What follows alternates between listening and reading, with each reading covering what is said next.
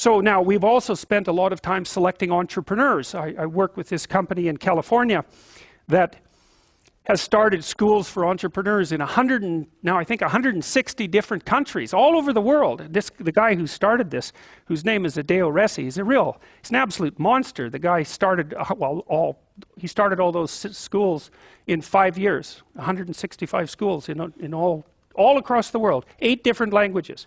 And we've been screening people for entrepreneurial ability. And if you're going to be an entrepreneur, you almost have the opposite profile as a soldier. You're very high in openness and you're lower in conscientiousness, or at least conscientiousness is irrelevant. And the reason for that seems to be that, like, if you're an orderly person and you like to follow procedures and rules, it's kind of hard for you to start a company, because when you first start a company or engage in any other creative process, because entrepreneurs turn out to be the same as artists, you kind of have to, you're not operating within a rule-governed structure. In fact, there may be many times where you have to break a small rule to move properly at a higher level of analysis. There's no algorithmic way of generating a new company, right? Obviously. And so it's people who are very high in openness who happen to be good entrepreneurs. And so this is something I thought was extraordinarily cool, because we'd also already known what predicts managerial, administrative, and academic ability. And IQ is crucial for any complex job, so we'll just leave that behind. But what predicts academic ability, for example, at the University of Toronto, is intelligence, obviously, but also conscientiousness. The correlation between creativity and grades at the U of T is 0. 0. Right. But it's not surprising. The thing is, you know, it's easy to be cynical about that, but one of the things you have to understand about creative people is that they continually step outside of the domain of evaluation structures.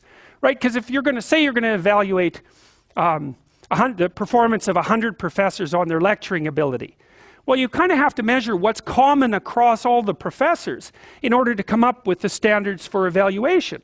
Well, that means you're not going to be able to use that structure to evaluate a particularly creative professor, because he or she is going to do something in a way that's so different that it won't show up on the evaluation measure. And of course, that's what happens in universities, you know. Somebody sent me, a couple of days ago, somebody sent me an essay that they had written for their master's thesis that was wildly creative, and they were basically told to leave the program and that they couldn't continue. Not in a mean way. What happened was that what they were thinking was so outside of the conventions in the discipline is that no one had any idea what to do with the essay. So then that's really the lot of creative people, right? They're always stepping outside of evaluation structures. And so it's not that surprising that the relationship between creativity and grades at the U of T is 0. We found out as well, by looking at graduate student performance across multiple institutions, that there was a negative correlation between creativity and graduate school performance. It wasn't even 0, it was worse than negative. Being creative was negative.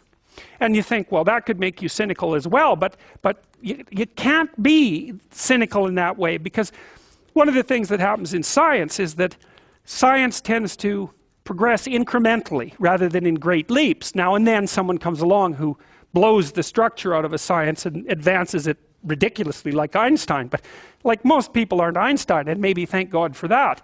Most of the time, you're in a discipline, you understand the discipline, and then once you've developed understanding of the discipline, you know what the next micro question is that should be answered. And part of the reason that science is so powerful is because it allows people who aren't genius-level creatives to make real advances in the generation of knowledge, one tiny micro step at a time. It doesn't matter if there's 100,000 people doing it, and each of them is making a micro step, man. We're zipping along as fast as we possibly want to zip along. And so it turns out to be conscientiousness that's the excellent predictor of graduate student performance. That's the best predictor for law. It's the best predictor for managerial positions. It's the best predictor for administrative positions. Anything that has a structure of rules that needs to be applied, conscientiousness is a great predictor. So, but it's not good for predicting artistic ability or entrepreneurial ability. And that's also really important, because one of the things, this is partly why bureaucracies stultify, right? Because what happens is as they develop, they get chock full of conscientious people, with a few psychopaths thrown in there just for good measure.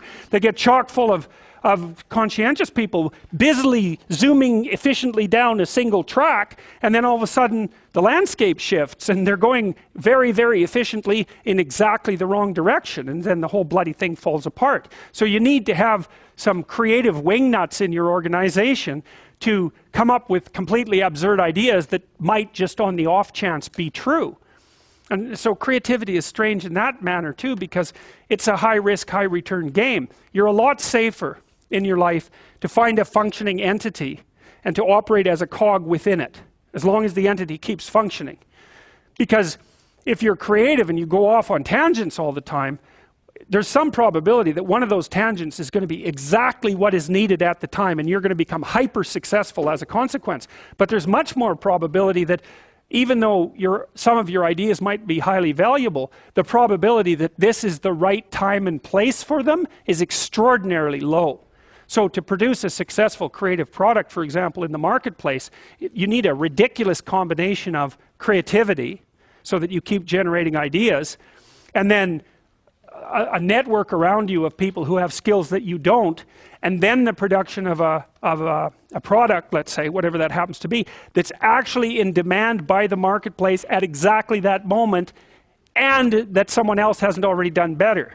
So the sensible thing to tell anybody who wants to be creative is, that's stupid. You shouldn't do it. Your probability of success is so low that it's better just to do something sensible. But the problem with that is that creative people can't do that because they're creative. And if they shut down their creativity, it's like an extrovert who's gone to live in in an isolated cell. A creative person who isn't being creative, they just wither and die. So they're stuck with it.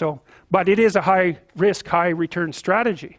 So probably better if you want to be creative, or if you are, and you should take this advice to heart, because I've been watching people for a long time.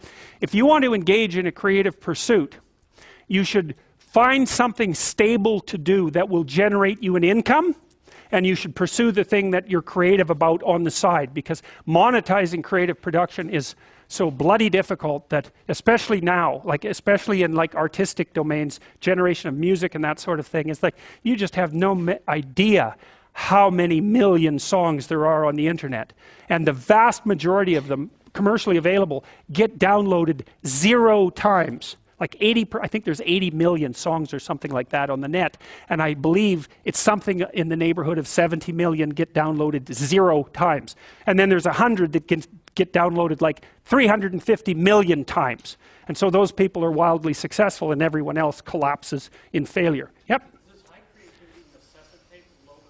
No. We'll talk about that more.